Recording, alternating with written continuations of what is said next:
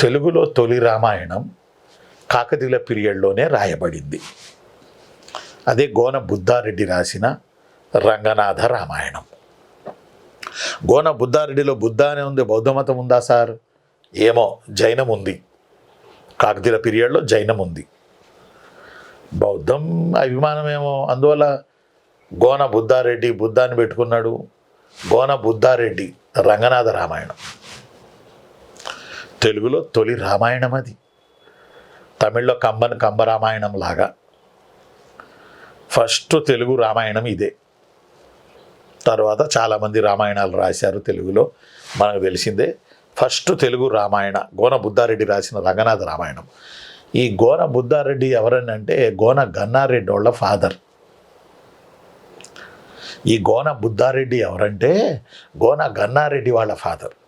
గోన గన్నారెడ్డి ఎవరంటే రాణి రుద్రమదేవి యొక్క అంగరక్షకుడు, సేనాని. రాణి రుద్రమదేవి యొక్క అంగరక్షకుడు, సేనాని గోన గన్నారెడ్డి.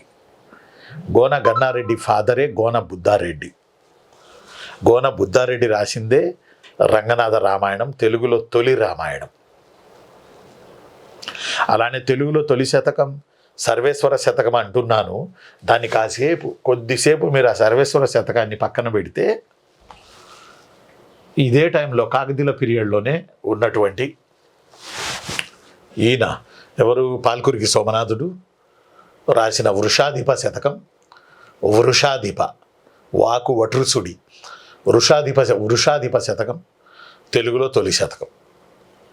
అంటే తెలుగులో తొలి శతకం, తెలుగులో తొలి రామాయణం కాకతీయుల కాలంలోనే రాయబడ్డాయి.